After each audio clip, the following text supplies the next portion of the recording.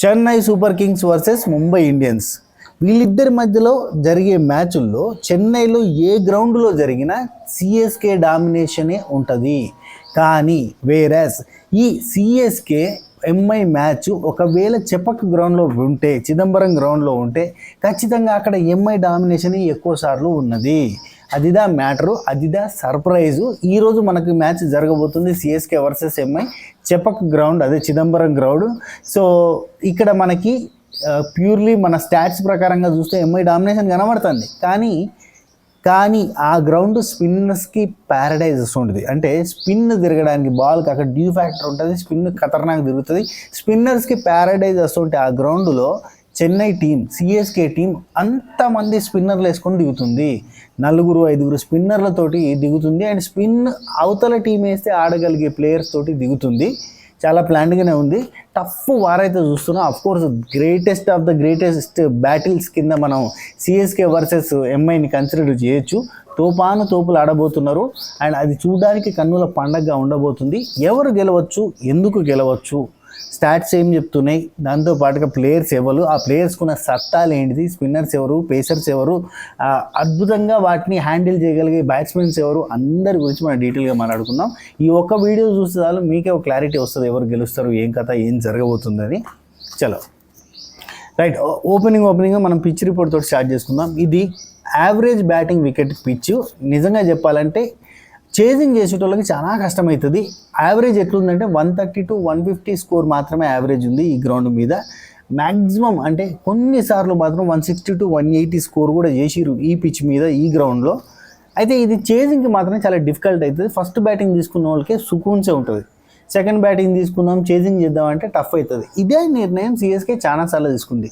ఈ గ్రౌండ్లో second batting చేసిన వాళ్ళకి, చేజింగ్ చేసే వాళ్ళకి చాలా టఫ్. కానీ చెన్నై అదేందో ఈ గ్రౌండ్కి వచ్చేసరికి టాస్ గెలిచిన చాలాసార్లు ఇది ఎంచుకున్న మార్గం ఏంటంటే సెకండ్ బ్యాటింగ్, ఫస్ట్ మేము బౌలింగే చేస్తామని దిగి చేజింగ్లో ఓడిపోయిన సిచ్యువేషన్స్ కూడా ఉన్నాయి. సరే, సో డ్యూ ఫ్యాక్టర్ ఉండి స్పిన్ తిరుగుతుంది కాబట్టి మళ్ళీ ఇంతకుముందు చెప్పిన పాయింటే స్పిన్నర్స్కి అనుకూలంగా ఉంటుంది. స్పిన్ని ఆడగలిగేటోళ్ళు మాత్రమే ఈ గ్రౌండ్లో సక్సెస్ఫుల్గా బ్యాటింగ్ చేయగలుగుతారు అనే సిచ్యువేషన్ కూడా ఉంటుంది. సరే, ఇది మొత్తం మ్యాచ్ని టర్న్ చేస్తుందా, అదైపోద్దా, ఇది చెప్పలేము. ఎప్పుడు ఐపీఎల్లో ఏం జరిగేది తెలియదు. వచ్చిన బ్యాట్స్మెన్స్ అందరూ కూడా దుమ్ము దులిపి ఉతికి ఆరేసే కెపాసిటీ ఉన్నోళ్ళు అండ్ మళ్ళీ చెప్తున్నాను, తోపులే ఉంటారు కాబట్టి వాళ్ళు ఆడగలిగేటోళ్ళే వస్తారు. సరే, ఇవన్నీ పక్కన పెడితే ఈ ప్లేయింగ్ 11లో ఇటువైపు ఉన్న సత్తా ఉన్న ప్లేయర్స్ ఎవరు, అటువైపు ఉన్న సత్తా ఉన్న ప్లేయర్స్ ఎవరు, ఒకసారి మనం చూసిద్దాం ఫటాఫట్ దానదన్.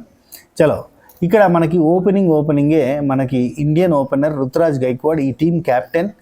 అఫ్కోర్స్ ఆడిన ఇన్నింగ్స్ తక్కువైనా యావరేజ్ మాత్రం అదిరిపోయేటట్టుగా 58 పాయింట్ యావరేజ్ తోటి ఉన్నాడు మనోడు. అంటే ప్రతి 15 ఇన్నింగ్స్ ఆడితే ప్రతి మ్యాచ్లో ఒక 50-58 యావరేజ్ తీసుకున్నాడంటే ఏ రేంజ్లో పర్ఫామ్ చేస్తాడో మనకు తెలుసు, ఏ రేంజ్లో ఫామ్లో ఉన్నాడో మనకు తెలుసు. అండ్ ధోని తర్వాత తీసుకున్న బాధ్యతల్ని ఎంత బాగా నిర్వర్తిస్తుందో కూడా మనకు తెలుసు. చలో నెక్స్ట్, అండ్ రచిన్ రవీంద్ర లేదంటే డివాన్ కాన్వే, వీళ్ళిద్దరిట్లలో ఎవరో ఒకరు ఉండొచ్చు, ఇద్దరు ఉండొచ్చు, లేదంటే ఇద్దరిట్లలో ఎవరో ఒకరు అయితే ఖచ్చితంగా ఉంటారు. అబ్బా, న్యూజిలాండ్ ఓపెనర్, ఇద్దరు న్యూజిలాండ్ ఓపెనర్సే అండ్ మంచి ఫామ్లో ఉన్నోళ్ళు. సరే, నెక్స్ట్ రాహుల్ త్రిపాఠి వన్ డౌన్లో తన సిచ్యువేషన్కి తగ్గట్టు, తన ప్లేస్కి తగ్గట్టు అద్భుతంగా పర్ఫామ్ చేయగలిగే మంచి బ్యాట్స్మెన్ అని చెప్పాలి. నెక్స్ట్ శివన్ దూబే, సెకండ్ డౌన్లో వచ్చే ఆల్రౌండరు, పేసరు అండ్ స్పిన్నుని బాగా డీల్ చేయగలిగే వ్యక్తి. ఇప్పుడు మిడిల్ ఆర్డర్లో స్పిన్నుని బాగా డీల్ చేసి బాగా ఆడగలిగే వ్యక్తి ఇటు శివన్ దూబే ఉన్నాడు. అటువైపు కూడా స్పిన్ని ఆడగలిగే వ్యక్తులు ఉన్నారు, అట్లేరని కాదు, అటు కూడా ఉన్నారు. సో ఇటు శివన్ దూబే మాత్రం నెంబర్ 1 అని చెప్పాలి. అటుదికి వచ్చేసి వీళ్ళకి స్పిన్ని ఆడడానికి తిలక్ వర్మ ఉన్నాడు, ఇటు వచ్చి శివన్ దూబే ఉన్నాడు. నెక్స్ట్ ఇక దీపక్ కూడా ఆల్రౌండరు, సిచ్యువేషన్కి తగ్గట్టు ఆడే ప్లేయరు. యాక్చువల్లీ మిడిల్ ఆర్డర్లో సిచ్యువేషన్కి తగ్గట్టు ఆడే ప్లేయర్స్ ఉంటేనే బెటరు. ఎందుకంటే నిన్న మ్యాచ్ మనం చూసినాం కదా, మిడిల్ ఆర్డర్ సస్టైన్ కాకపోతే, మిడిల్ ఆర్డర్లో లాంగిడివిటీ లేకపోతే, మిడిల్ ఆర్డర్లో ఉతికి ఆరేద్దాం, దుమ్ము దులిపేద్దాం, ఆల్రెడీ స్కోర్ ఉంది కదా అని చెప్పి ఊపితే ఆపడానికి స్పిన్నర్స్ రెడీగా ఉంటారు. సో అది మ్యాటర్. ఇక్కడ అసలే స్పిన్కి స్వర్గం లాంటిదని చెప్పుకుందాం. అయితే నెక్స్ట్ శామ్ కర్రన్ మంచి హిట్టరు, పేసరు, ఆల్రౌండరు. అయితే యాక్చువల్లీ ఈ టీంలో ఉన్న ప్లస్ పాయింట్ ఏంటి తెలుసా, సిఎస్కేలో చాలా వరకు అందరూ ఆల్రౌండర్స్ అబ్బా, ఆల్రౌండర్. ఈ సిచ్యువేషన్ తగ్గట్టుగా వాడు ఏ అవతారం అయితే తెలియదు, ఏది చేసి ఏదో రకంగా సాధించేది తెలియదు అన్నట్టు. సో ఆ టైప్లో ఉన్నారు వీళ్ళంతా allrounders. Next Sam Curran allrounder చెప్పిన, అండ్ ఎంఎస్ ధోని. ఇక ధోని గురించి చెప్పేంత లేదు, మాటలు లేవు, మాట్లాడుకోవటం లేవు. ధోని ఈజ్ ధోని అంతే. Thala for a reason, Thala forever. చలో మధ్య మధ్యలో సౌండ్లు వస్తాయి, సప్పులు వస్తాయి, పడుచుకోవద్దు. Right. Next Ravindra Jadeja all rounder, spinner. ఈ టీంకి స్పిన్లో బలం చాలామంది, అంటే ఇటువైపు చాలామంది మంచి మంచి స్పిన్నర్లు ఉన్నారు, అందులో ఒకడు రవీంద్ర జడేజా. నెక్స్ట్ రవిచంద్రన్ అశ్విన్ కూడా లాస్ట్ మూమెంట్లో టీంని గెలిపించడానికి ఖచ్చితంగా స్కోర్ని డెవలప్ చేయాలి అన్న సిచ్యువేషన్ వస్తే 6లు 4లు కొట్టడానికి వెనకాడాడు. అండ్ మనోడు మంచి ఆల్రౌండర్ కూడా రవిచంద్రన్ అశ్విన్. ఇక నూర్ అహ్మద్ ఆఫ్ఘనిస్తాన్ స్పిన్నరు.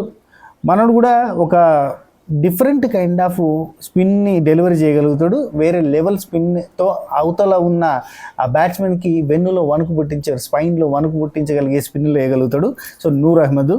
ఆ తర్వాత మతీషా పత్రానా నిజం చెప్పాలంటే ధోనికి దొరికిన ఆయుధం అనుకోవాలి. ధోని డెత్ ఓవర్స్లో మతీషా పత్రానాని బాగా యూజ్ చేస్తాడు. అండ్ డెత్ ఓవర్ స్పెషలిస్ట్ అని చెప్పొచ్చు మనం మతీషా పత్రానాని.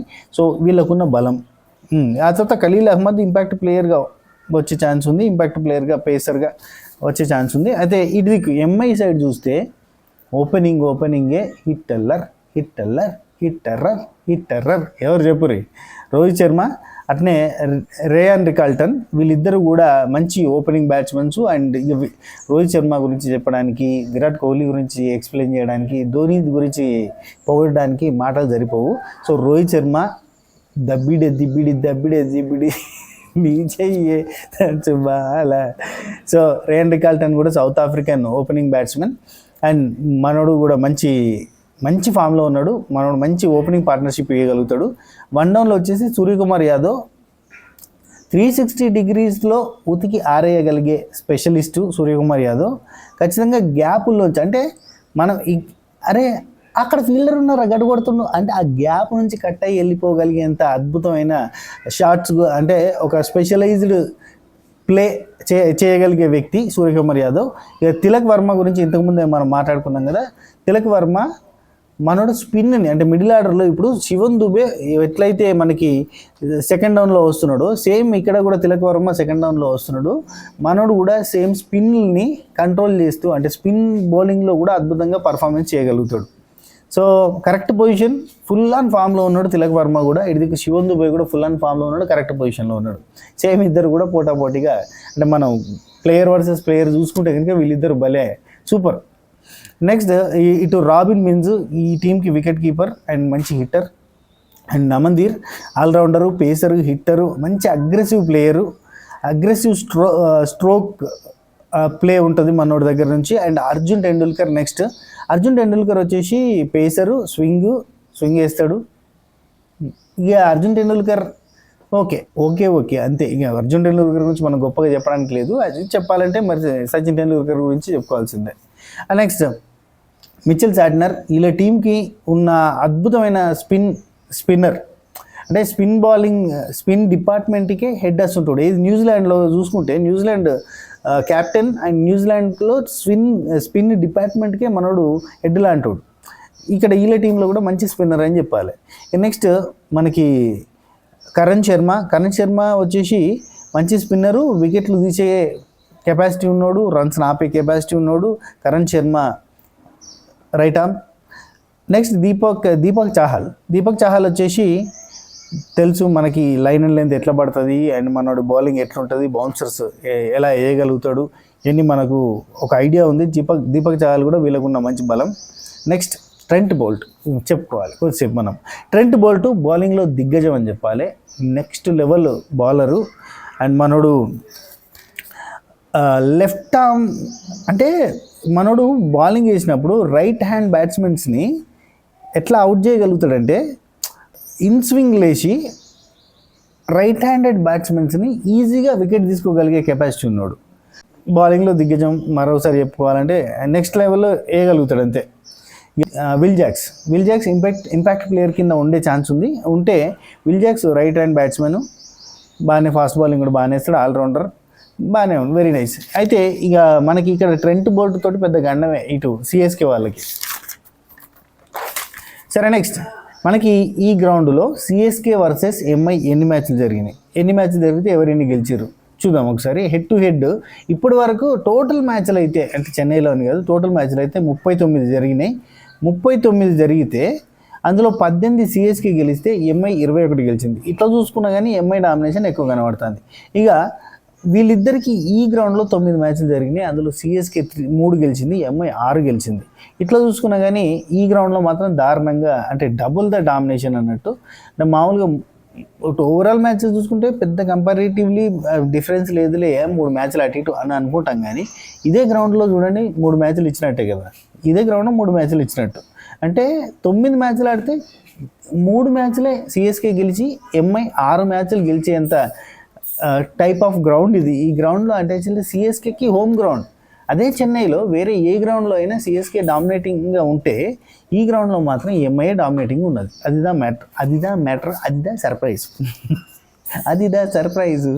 ఓకే, ఇక మనం కీ మ్యాచప్స్, గేమ్ చేంజర్స్ ఇట్లాంటివన్నీ చూసేద్దాం.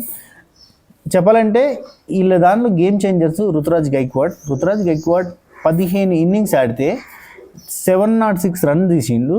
అంటే దాదాపు ప్రతి మ్యాచ్లో కూడా ఒక 50 స్కోర్, అంటే 58.8 యావరేజ్ ఉంది Ruturaj Gaikwad is a game changer.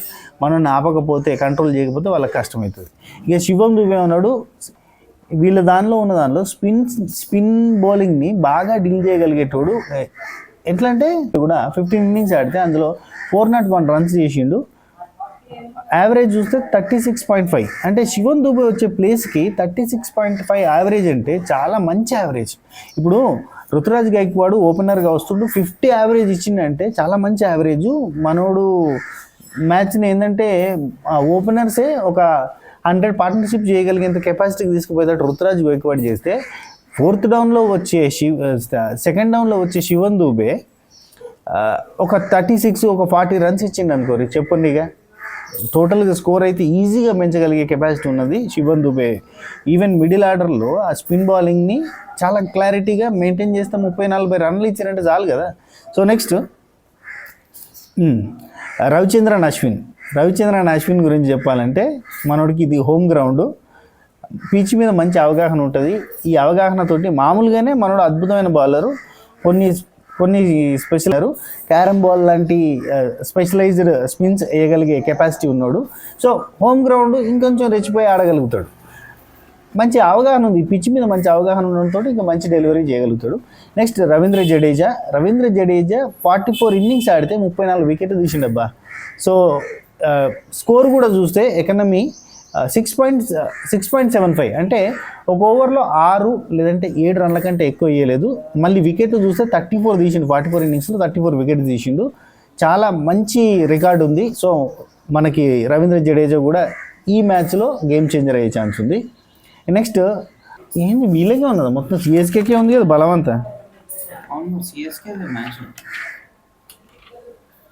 Rahul Tripathi కూడా స్పిన్, అండ్ చెప్పడం మర్చిపోయినా, రాహుల్ త్రిపాఠి కూడా స్పిన్ని బాగా హ్యాండిల్ చేయగలుగుతాడు, స్పిన్ బౌలింగ్లో అద్భుతంగా బ్యాటింగ్ చేయగలుగుతాడు.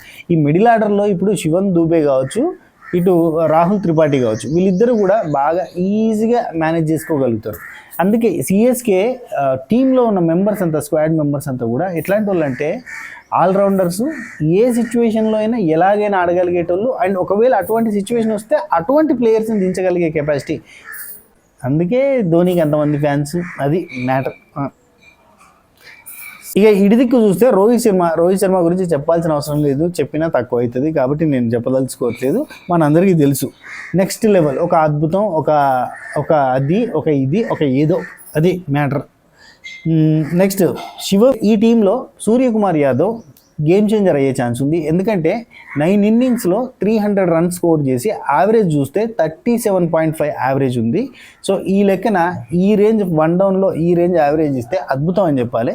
కానీ ఇప్పుడు అదే సూర్యకుమార్ యాదవ్ని జడేజా ఈజీగా కట్టడి చేయగలుగుతాడు. ఎందుకంటే ఇదివరకు 4 సార్లు అవుట్ చేసిండు. జడేజా బౌలింగ్లో మనోడి స్ట్రైక్ రేటు జస్ట్ 77 మాత్రమే ఉన్నది. సో జడేజాని దించిండు అనుకోరి సూర్యకుమార్ యాదవ్ అవుట్ అయ్యే ఛాన్సెస్ హెవీగా ఉన్నాయని చెప్పొచ్చు. జడేజా మిస్ అయితే అంటే ఎట్లా అంటారు, మనకు అతడి సినిమాలు కదా, అక్కడ మిస్ అయితే ఇక్కడ వేస్తాం అన్నట్టుగా, అక్కడ మిస్ అయితే పతిరానా శామ్ కర్రన్ బౌలింగ్లో కూడా ఇదివరకు 6 టైమ్స్ అవుట్ అయిన దాఖలాలు ఉన్నాయి వీళ్ళిద్దరి పోతున్నా. అయితే ఇక బౌలింగ్ లైనప్ చూద్దాం పోయి. బౌలింగ్ లైనప్లో చూస్తే ఇటు స్పిన్ ఆప్షన్స్ ఎంఐకి ఇద్దరే ఛాన్స్ ఉంది. మూడో వాళ్ళు కూడా ఉన్నారు విల్ జాక్స్, కాకపోతే ఏంటంటే పార్ట్ టైం స్పిన్నర్ అని చెప్పుకోవాలి. మిచెల్ శాట్నరు, కరణ్ శర్మ వీళ్ళిద్దరు మాత్రమే మెయిన్ స్పిన్నర్స్గా వీళ్ళకుంటే, ఇటుదికి సిఎస్కేకి మాత్రం ఎంతమంది స్పిన్నర్స్ ఉన్నారో చూడండి. స్పిన్నర్కి ప్యారడైజ్ లాంటి గ్రౌండ్లో ఎంతమంది స్పిన్నర్లు ఉన్నారో చూడుర్రి. రవిచంద్రన్ అశ్విన్, నూర్ అహ్మద్, రవీంద్ర జడేజా, రచిన్ రవీంద్ర, ఈ నలుగురు కూడా ఫుల్ టైం స్పిన్నర్స్, తోపు స్పిన్నర్లు. ఇందులో అద్భుతమైన బౌలింగ్ వేసేటోళ్ళు ఉన్నారు రకరకాలు. కొంతమంది యార్కర్స్ వేసేటోళ్ళు ఉన్నారు, కొంతమంది ఇట్లా క్యారమ్ బాల్ స్పిన్ చేసేటోళ్ళు ఉన్నారు. ఆ టైప్లో డిఫరెంట్ స్పిన్నర్స్ వీళ్ళకు ఉన్నారు. సో ఇంతమంది స్పిన్నర్స్తో అండ్ స్పిన్ ఆడేటోళ్ళతోటి దిగుతుంది సిఎస్కే. కాబట్టి ఈసారి కొంత ఎడ్జ్ సిఎస్కేకి ఉంది అని మనం అనుకోవచ్చు. అరే ఆ గ్రౌండ్లో అన్నిసార్లు ఓడిపోయిందని నువ్వే చెప్పినావు, మళ్ళీ సిఎస్కే గెలుస్తా అంటే మరి టీంలో చూడరు ఇంతమంది స్పిన్నర్లు స్పిన్ ఆడేటోళ్ళు ఉంటే గెలవడానికి ఛాన్స్ ఉంటుందా? ఆ గ్రౌండ్ ఆ పిచ్ ఖచ్చితంగా స్పిన్కి సపోర్ట్ చేస్తుంది అన్నప్పుడు ఇంతమంది స్పిన్నర్లు పెట్టుకొని దిగితే గెలవడానికి ఛాన్స్ ఉండదా? ఉంటుంది. నెక్స్ట్ ఇక చెన్నైకి స్పిన్ ఆడడానికి శివన్ దూబే అట్నే రాహుల్ త్రిపాఠి ఉంటే, ఎంఐకి స్పిన్ ఆడగలిగే వ్యక్తుల్లో తిలక్ వర్మ ఉన్నాడు. సో నెక్స్ట్ ఇక పేస్ బౌలింగ్లో చూస్తే, ఫాస్ట్ బౌలింగ్లో చూస్తే ఎంఐకి ట్రెంట్ బోల్ట్ ఉన్నాడు. అదొక పెద్ద బలం అని చెప్పాలి వీళ్ళకి. దీపక్ చాహర్ ఉన్నాడు, ట్రెంట్ బోల్ట్, ఇక నమన్దీరు, అర్జున్ టెండూల్కర్ ఓకే. ఇటు దిక్కు సిఎస్కేకి వచ్చేసరికి మతీషా పతిరానా, ఖలీల్ అహ్మద్, శామ్ కర్రన్, శివన్ దూబే. ఇక్కడ Matheesha Pathirana death over specialist అని చెప్పాలి.